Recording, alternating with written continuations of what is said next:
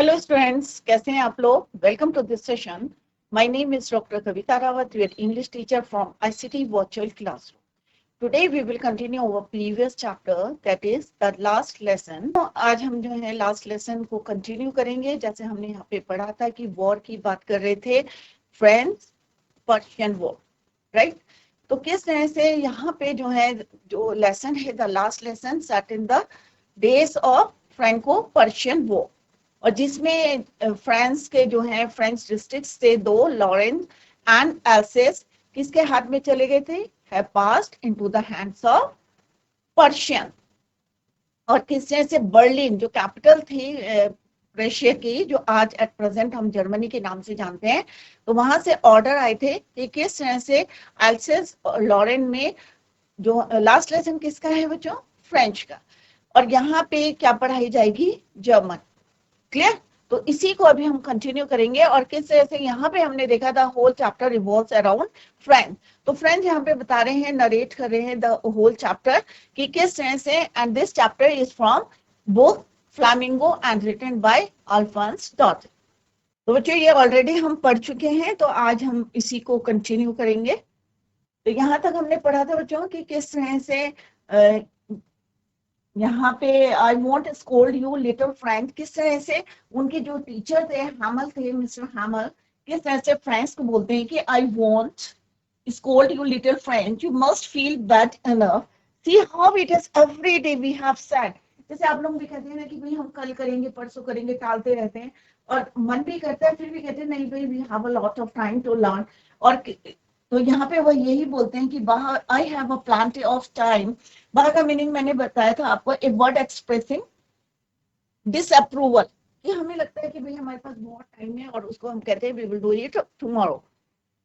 I will learn it tomorrow, and now you see where we have come out. Ah, that's the great trouble with Alsace. She puts off learning till tomorrow. अगर else's में सारे लोग जो हैं पहले से अपने mother tongue या लोकल डायलेक्ट को पढ़ते, तो आज उनकी जो कंडीशन है वो ऐसे नहीं होती.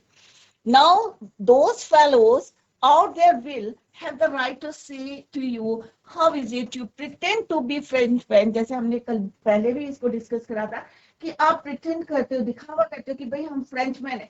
अगर कोई आपसे जो है फ्रेंच में कुछ पूछे तो you are unable to write और speak, and yet you can neither speak, ना ही आप बोल पाएंगे, nor write your own language. तो यहाँ पे कह रहे हैं, आप कहने के लिए कहेंगे कि प्रिटेंड करेंगे कि you are a Frenchman, but अगर आपसे कोई क्वेश्चन पुट करेगा फ्रेंच में तो यू आर नॉट एबल.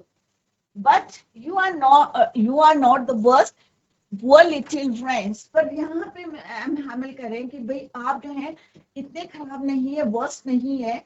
क्यों क्यों कहा है ऐसे उन्होंने, poor little French? We have all a great deal to approach ourself with. तो यहाँ पे क्यों बोला है मिस्टर हैमल ने फ्रेंच को कि तुम्हारी जो तुम इतने वर्स्ट नहीं हो, पुअर लिटिल बॉय. कई बार होते हैं ना कि पेरेंट्स जो है सपोर्ट करते हैं, कई बार टीचर, जैसे आप यहाँ पे वो कह रहे हैं कि इसके responsible, you are not responsible for your condition, but what's the fact कि your parents were not anxious enough to have you learn. कई बार पेरेंट्स भी जो है आपको कई बार बोलते हैं कि भाई स्कूल अगर आपका मन नहीं करता तो वो सपोर्ट करते हैं. तो यहाँ पे वो कह रहे हैं कि your parents were not anxious enough to have you learn, और वो भी नहीं चाहते हैं. और कई बार क्या होता है बच्चों कि घर की जो है कंडीशन ऐसी होती है कि आपको फोर्स करते हैं टू वर्क, राइट, और पढ़ने के लिए भेजते नहीं है. दैट्स द रीजन कि वो कह रहे हैं यहाँ पे तुम्हारा फॉल्ट नहीं है, this is not your fault, but it's your parents fault कि जो तुम्हें पढ़ने के लिए जो है तुम्हें वर्क करने के लिए भेजते हैं. They prefer to put you to work on a farm और एट द मिल्स. और क्योंकि घर में जो है फाइनेंशियली जो है प्रॉब्लम है, that is why they send you to work. इधर आपको जो है फॉर्म में काम करने के लिए या मिल्स में, so as to have a little more money, so that कि घर में जो है एक हेल्पिंग हैंड बन जाएगा. दैट इज व्हाई जो है they were not anxious enough to send you to school. And I have been to blame also. अब यहाँ पे कह रहे हैं, not only your parents are responsible for your condition, but मैं अपने ऊपर भी जो है यहाँ पे वो ब्लेम ले रहे हैं। कौन? Mister Hamel. I have been to blame also. क्यों ले रहे हैं बच्चों अपने ऊपर blame? Let's see. Have I not often sent you to water my flowers?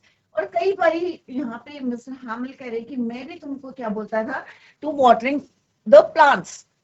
Clear? तो यहाँ पे आप पिक्चर में देख सकते हैं कि यहाँ पे मिस्टर हैमल कह रहा है कि सम टाइम, क्योंकि हमने अभी पढ़ा था कि उनका गार्डन भी कहाँ था, स्कूल के पास ही था। तो वो कह रहे कि सम टाइम जो है मैं क्या करता था, have I not often sent you to water my flowers instead of learning your lesson? याद करने के बजाय मैं कहता था कि भाई तुम जो है watering the plants. And when I wanted to go fishing, did I not just give you a holiday? और जब मेरा मन करता था कि फिशिंग करने के लिए, तो मैं तुमको क्या करता था, छुट्टी दे देता था। तो यहाँ पे ब्लेम किसके ऊपर ले रहे? वो अपने ऊपर ब्लेम ले रहे। तो दो रीजन बताए उन्होंने कि तुम्हारी आज जो कंडीशन है, वर्स्ट कंडीशन है, क्यों है। एक तो पेरेंट्स जो आप लोगों को पढ़ने के बजाय कहाँ भेजते थे, sent you to work, right. और सेकंड रीजन कि मैं जो है कभी तुम्हें जो है हॉलीडे देता था when he wanted to go fishing, और कई बार जो है sent you to water the plants. Then, from one thing to another, Mr. Hamel went on to talk of the French language, saying that अब एक के बाद जो है सारी बातें बोलते बोलते जो है वो किस पे आ जाते हैं, फ्रेंच लैंग्वेज पे आ जाते हैं, क्योंकि it was the last lesson in the school. Talk of the French language, saying it was the most beautiful language in the world. अब यहाँ पे क्या बोलते हैं एम हैमर की जो फ्रेंच लैंग्वेज है कैसी है, दुनिया की सबसे खूबसूरत भाषा है। किसको बोलते हैं वो? फ्रेंच को। Mister French language in the world, the clearest, बहुत जो है क्लियरेस्ट है, द मोस्ट लॉजिकल है, that we must guard it among us and never forget it. और हमें इसे जो है संभाल के रखना चाहिए, गार्ड करना चाहिए, ना कि इसे भूल जाना चाहिए। Because when people are enslave, enslave का मतलब क्या होता है? Make slave. जब उनको जो है एक होता है ना कि दास बना लिया जाता है, अपने अंडर में रख लेते हैं। तो उन्होंने कहा अगर हमें जो है अपनी लैंग्वेज को, अपनी भाषा को अगर हम गार्ड करते हैं और उसे जो है भूलते नहीं है, तो किसी की जो है, because when a people are enslaved, as long as they hold fast to their language, it is, if they had the key to their prison, तो वो जो है अपने आप को फ्री कर सकते हैं। अगर वो अपनी लैंग्वेज को जो है उनकी नॉलेज है, पूरी नॉलेज है, जानते हैं, तो वो अपने आप को फ्रीडम दिला सकते हैं। Then he open a grammar and read as us a lesson. और उसके बाद ही ओपन किसके लिए लिखा है यहाँ पे? M Hamel, he opened a grammar book. I was amazed, अब यहाँ पे आई किसके लिए यूज हुआ है बच्चों? फ्रेंच के लिए। He was amazed to see how well I understood it. परंतु आज उसे रियलाइज हो रहा है कि मेरी कितनी अच्छी तरीके से समझ में आ रहा है, क्योंकि इतने दिन से वो ध्यान नहीं दे रहा था अपनी पढ़ाई पे। तो he was amazed to see how well I understood it. All he said seemed to easy, so easy. आज उसको जो है everything जो है, जो भी टीचर पढ़ा रहे थे, बहुत इजी लग रहा था, आसान लग रहा था। तो बच्चों कभी आपने नोटिस करा है कि आप क्लास में पढ़ रहे हैं और आप ध्यान दे रहे हैं क्लास में, तो आज उस दिन जो है आपको अच्छा लगता है कि सारी चीजें इजीली जो है यू कैन अंडरस्टैंड। बट जिस दिन आपका मन नहीं होता है, आपका माइंड जो है इधर उधर घूम रहा होता है, रोमिंग करता है, तो उस दिन आपको लगता है कि अरे ये चैप्टर तो इट वॉज वेरी डिफिकल्ट, लगता है ना, इट इज वेरी डिफिकल्ट, बहुत मुश्किल है। बट जिस दिन आप फोकस करते हैं अपनी पढ़ाई में इंटरेस्ट लेते हैं, तो आपको लगता है अरे it is so easy. I think to that I had never listened so carefully and that he had never explained everything with so much patience. तो कई बार ये लगता है कि आप जो है कई बार इतना पेशेंस से जो है सुन नहीं रहे हैं, या सामने वाला जो है इतने जो है अच्छी तरीके से आपको एक्सप्लेन नहीं कर रहा है। बट आज जो है उनको लग रहा था, ही वॉज अमेज्ड कि everything was so easy, because क्या कर रहे थे वो? He was taking interest. It seemed almost as if the poor man wanted to give us all he knew before going away. क्योंकि आज उसे ऐसा लग रहा था कि जो टीचर थे, एम हैमल थे, वो क्या कर रहे थे, जितना उनको आता था, जितनी नॉलेज थी, क्योंकि आज क्या था, इट वाज लास्ट डे, क्योंकि उनका भी क्या था, आज लास्ट डे थे, तो जितनी नॉलेज थी वो सारे बच्चों को देना चाहते थे. Poor wanted to give us all he knew before going away and to put it all into our heads at one stroke. एक ही बारी में वो सारी बातें जो है हमारे माइंड में डालने चाहते थे, जितना वो जानते थे, ही न्यू. क्लियर. तो आज उसी क्लास में बहुत अच्छा लग रहा था, बहुत इंटरेस्ट आ रहा था, and he was amazed, right.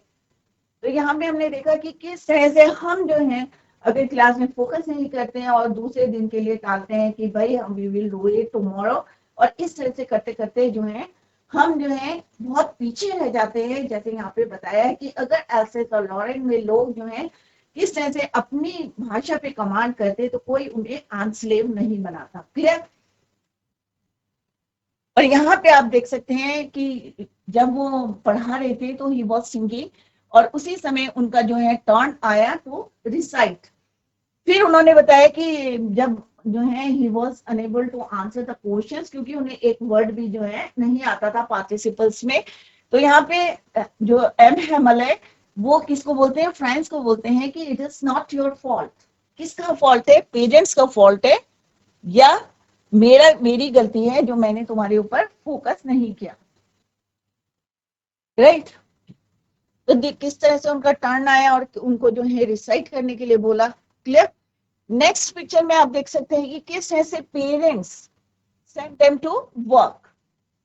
कोई भी बच्चा है यहाँ पे, जिस तरह से हम फ्रेंड्स की बात कर रहे हैं, तो अगर आपको कुछ लर्न नहीं होता है या आप स्कूल नहीं जाते हैं, राइट, तो क्यों नहीं जाते हैं, क्या रीजन है. तो यहाँ पे मिस्टर हामल ने बताया कि दो रीजन है. एक रीजन है कि पेरेंट्स कहाँ भेजते हैं तुम्हें, for send them to work, right. और दूसरा उन्होंने अपने ऊपर ब्लेम लिया कि टीचर कहाँ भेज रहे थे उनको टू वाटर द प्लांट्स, और even some time when he wanted to fishing, तो उनको क्या देते थे, वो छुट्टी देते थे, हॉलीडे. क्लियर. तो दो रीजन क्या है, sent you to water my flowers instead of learning your lessons, wanted to go fishing, तो क्या देते थे तुम्हें, give you a holiday. Clear. और दूसरा क्या है, पेरेंट्स आर रिस्पॉन्सिबल. पेरेंट्स क्यों रिस्पॉन्सिबल है, because they were not anxious enough to have you learn, और प्रिफर किसको करते थे, put you to work on a farm और at the mills to earn some money. Clear. तो यहाँ पे क्या कर रहे हैं, ये watering the plants.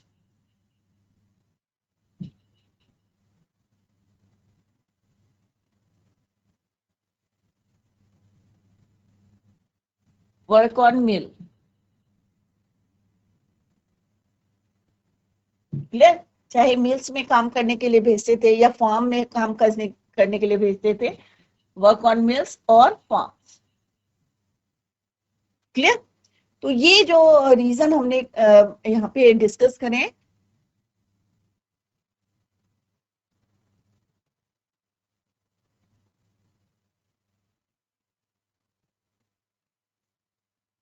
To water the plants. Clear. तो यहाँ पे वो सोच रहे हैं, यहाँ पे उनका टर्न आ गया to recite.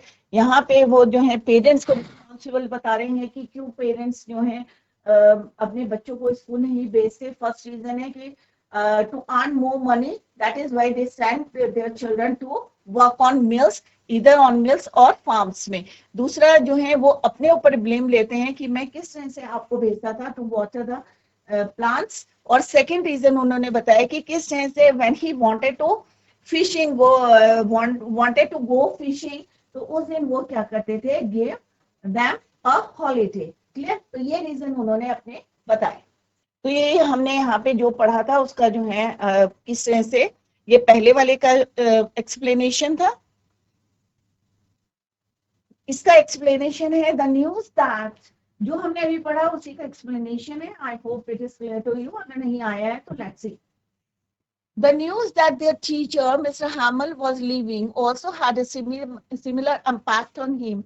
Friends did not want him to go away क्योंकि अब वो realize कर रहा था कि how he wasted his time. तो इस समय he didn't want कि जो उनके टीचर हैं to go away. He no longer thought the teacher to be short tempered and strict. अब उसको ये नहीं लग रहा था कि उसके टीचर जो है short tempered हैं या strict हैं, but जो genuinely जो है he didn't want him to go. Now French knew that Miss M. Hamel was wearing his best dress in honor of this last lesson. He also realized that the village man कहाँ बैठे थे had come to pay respect and thank.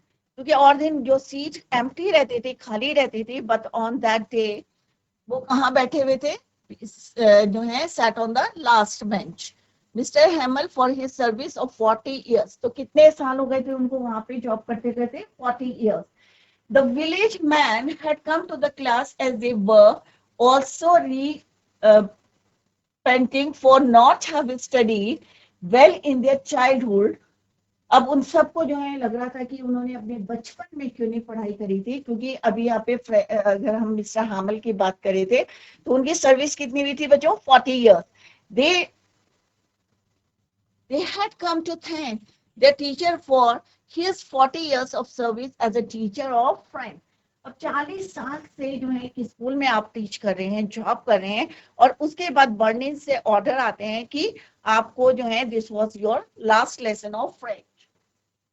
Also, they wanted to show respect to their country and was said as their mother tongue, French would no longer be taught to them. अगर आपको पता चलेगा कि अगर आपके mother tongue को further teach नहीं करना पड़े, नहीं पढ़ाया जाएगा यहाँ पे, तो आपको कैसा लगेगा? ऑब्वियसली जो है आप भी सैड होंगे. सिमिलरली जितने भी विलेज के बड़े जो मैन थे आए हुए थे, तो उनको भी क्या थे? They were sad as their mother tongue.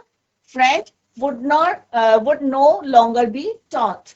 The teacher calls out to French as it his turn to recite the topic of participles. As the news had impacted French, he was eager to study, and so he was desperate. Desperate means nirash hona. Desperate to show his eagerness. He wanted to be able to recite the topic in one go and without any mistake. Right? And please his teacher, अपने teacher को खुश करना चाहता था क्योंकि उसे पता चल गया था कि it was the last lesson. He wanted to जो है वो बताना चाहता था, but his desperation is reflected in his willingness to give away all that he had in turn for reciting the lesson well. As French did not know the lesson, he got confused and stood quietly. कई बार ये होता है ना कि आप लोग जो है बहुत ज्यादा डेस्परेट हो जाते हैं, तो कुछ बोलते बोलते भी क्या होता है, कंफ्यूज हो जाते हैं. तो फ्रेंच को even he didn't know anything about participles, तो वो थोड़ा सा क्या हो रहा था, he got confuse and stood quietly. His heart was beating fast. अब कई बार टीचर आपको क्लास में खड़ा करती है तो आपके हार्ट बीट तेज हो जाती होती है ना बच्चों. ये एक जर्नल जो है एक्सपीरियंस होता है सब बच्चों का, तो हार्ट बीट तेज हो जाती है. और अगर आपको लर्न नहीं होता तो ऑब्वियसली जो है आपकी हार्ट बीट जो है क्या हो जाती है, फास्ट हो जाती है. राइट? तो सेम जो है फ्रेंच जो है he didn't know anything about the lesson. और लेसन किस पे था बच्चों? पार्टिसिपल्स पे. तो he got confuse and stood quietly. His heart was beating fast as he was ashamed of himself and didn't have the courage to face his teacher. क्योंकि आज उसको रियलाइज हो रहा था the importance of his language French. Right? M Hamel says that French parents, अब यहाँ पे वो बता रहे हैं कि भाई आज तुम क्यों नहीं बता पा रहे हो, तो this was not your fault. किसका फॉल्ट है ये? आपके पेरेंट्स का फॉल्ट है. Parents were not interested in getting him educated. कई बार देखा है कि कई, जैसे आप लोग स्कूल जा रहे हैं पढ़ रहे, बट कुछ बच्चों को देखा होगा रैक पिकिंग करते हुए कि instead of enjoying the school वो क्या कर रहे हैं, रैक पिक कर रहे हैं. Right?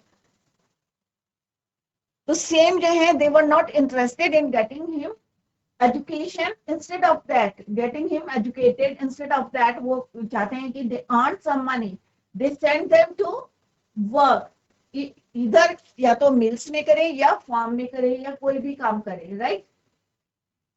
They wanted him to work at a farm or a mill and earn some money.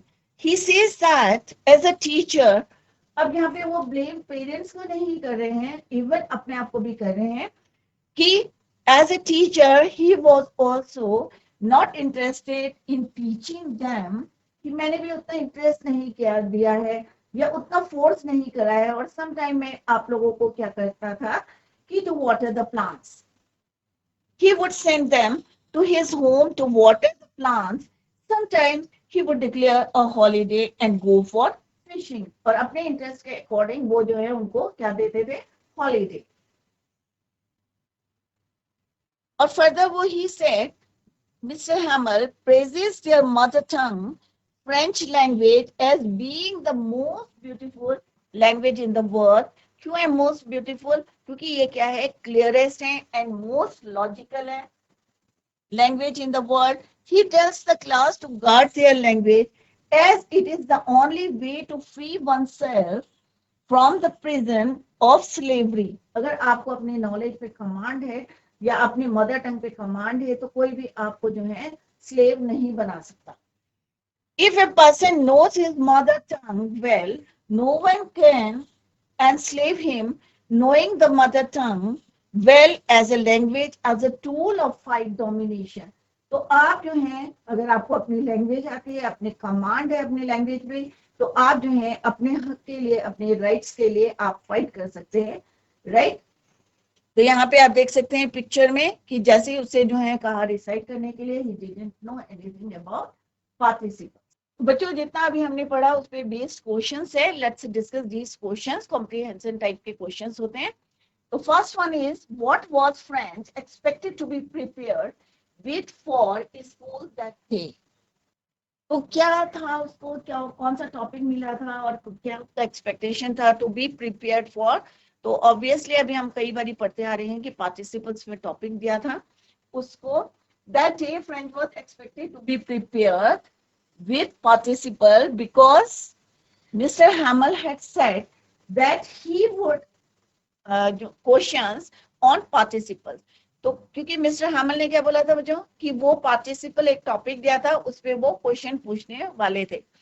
French didn't know anything about participles क्योंकि उसने जो है सारा टाइम किस पे जो है वेस्ट करा था बच्चों, हंटिंग बर्ड्स एग्स, या जो है वो किस तरह से एंजॉय करता था, खेलता था सारी रिवर पे. he wasted his time but on that day he realized कि उसने बहुत सारा टाइम अपना वेस्ट कर दिया था, अब उसे पढ़ाई पे ध्यान देना है. बिकॉज क्योंकि कब रियलाइज करा, जब उसे पता चला it was the last lesson किसका है, फ्रेंच लैंग्वेज का, उनकी मदर टंग का. क्लियर. नेक्स्ट क्वेश्चन क्या बच्चों, what did French notice that was unusual about the school that day.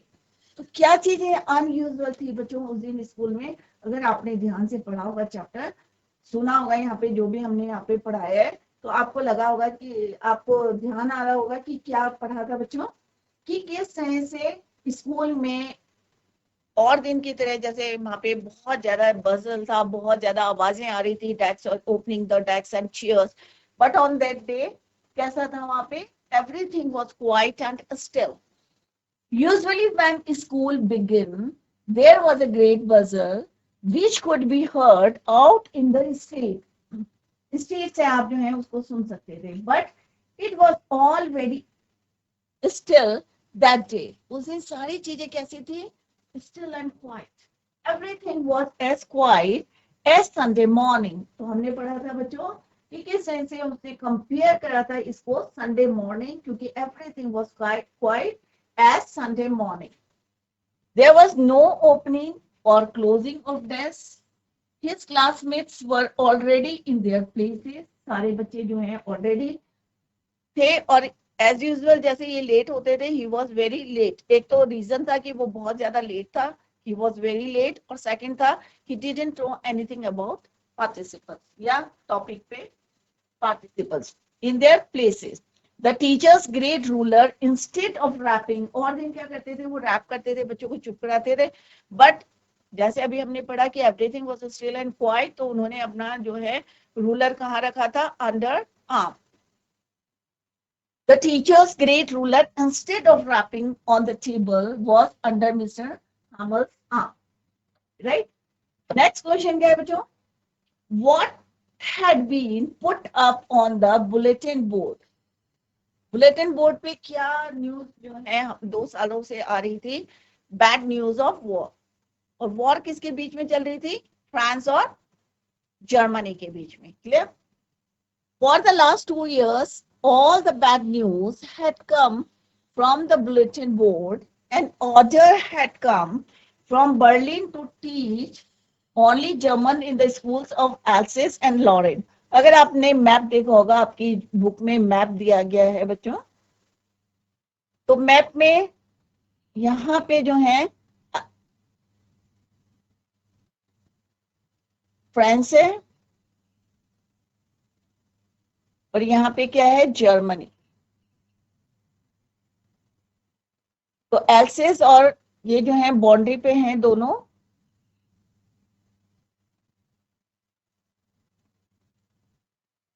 Else's और लॉरेन. अब ये क्योंकि फ्रांस के दोनों डिस्ट्रिक्ट थे, अब किसके पार्ट हो गए, ये जर्मनी के. किसके पास चले गए ये दोनों के दोनों, जर्मनी के. राइट? और बर्लिन से ऑर्डर आए हैं कि यहाँ पे क्या पढ़ाया जाएगा इन दोनों जो डिस्ट्रिक्ट से फ्रांस के. तो यहाँ पे हम एक जो है फ्लो चार्ट बना के, फ्रांस डिस्ट्रिक्ट्स कौन कौन से हैं, एल्सेस, और दूसरा क्या है यहाँ पे, लॉरेन. अब किसके बन गए ये पार्ट्स, जर्मनी के, पर्शिया के. have passed into the hands of Russia. Clear? तो इस तरह से आपको क्लियर रहेगा कि ये पहले किसके डिस्ट्रिक्ट थे, फ्रांस के डिस्ट्रिक्ट थे, और बाद में जो है आफ्टर वॉर किसके हाथ में चले गए थे, have passed into the hands of Germany. Clear? तो इस तरह से तो न्यूज क्या थी, एल्सेस की, the Germans had put up this notice on the bulletin board. जितने भी bad news about the war आती थी वो किस में आती थी, बुलेटिन बोर्ड में. तो बच्चों अभी हमने एक पार्ट पढ़ा है, तो नेक्स्ट लेक्चर में जो है हम इसको कंटिन्यू करेंगे. That's all for today. Thank you so much. Bye. Take care. How nice.